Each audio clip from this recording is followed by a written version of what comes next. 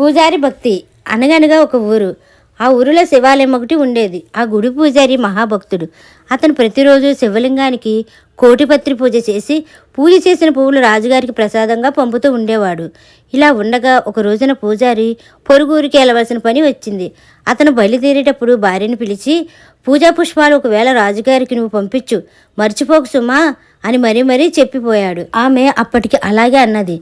కానీ తీరా భర్త వెళ్ళిన తర్వాత ఆ మాట మర్చిపోయి రాజుగారికి పంపవలసిన పువ్వులు తన కొప్పులో పెట్టుకుంది. సాయంకాలం అయ్యేసరికి పూజారి ఇంటికి చేరుకొని భార్య చేసిన పొరపాటు తెలుసుకున్నాడు. కోపంతో అతను భార్య కొప్పులోని పువ్వులను లాగివేసి ఆ మట్టినే వాటిని రాజుగారికి పంపించి వేశాడు. రాజుగారి పువ్వులు చూడగానే అందులో తల వెంట్రుకలు కనబడ్డాయి.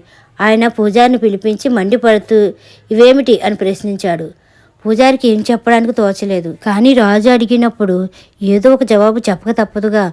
కనుక ఆ కంగారులో అతను అప్రయత్నంగా, ప్రభు, నేను అర్పించే శివలింగానికి వెంట్రుకలు ఉన్నాయండి, పువ్వులకు అవి అంటుకున్నవి కాబోలు అనేశాడు. ఈ మాటలకు రాజు ఆశ్చర్యపడి, మేము సాయంత్రం స్వామి దర్శనానికి వస్తాము.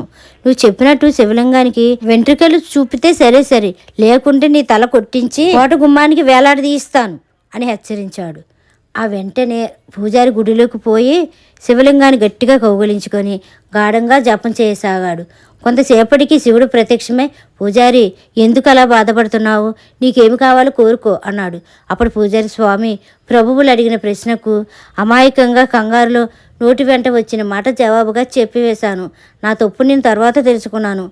అందుచేత నా మాట పొల్లిపోకుండా చేసి భక్తుడినైనా నన్ను రక్షించండి.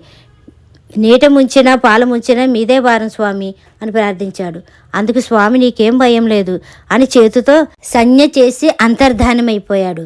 సాయంకాలం రాజావారు ఆలయానికి వచ్చారు. స్వామిని నమ్ముకుని ఉన్న పూజారి ఏమైతే అయిందని ధైర్యంతో రాజును శివలింగం వద్దకు తీసుకువెళ్ళాడు.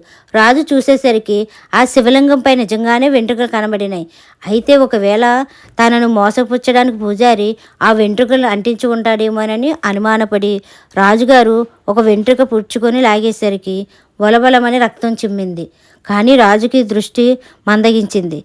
వెంటనే ఆయన తన తప్పిదాన్ని గుర్తించి లింగానికి సాష్టాంగపడి, పొరపాటు చేశాను స్వామి, క్షమించమంటూ వేడుకున్నాడు. అప్పుడు ఆయనకు మళ్ళీ చూపు వచ్చేసింది. ఈశ్వరుని మహిమ చూసి రాజుకి పూజారికే కాక అందరికీ ఆశ్చర్యం కలిగింది. ఈ కథ కనుక మీకు నచ్చినట్లయితే like, share, subscribe to Durgapriya official. Thanks for watching.